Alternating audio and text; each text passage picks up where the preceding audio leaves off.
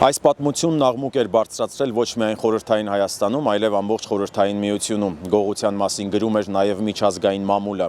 48 տարի առաջ 1977 թվականի օգոստոսի 5-ին Հայաստանի պետական բանկն աննախադեպ թալանի ենթարկվեց։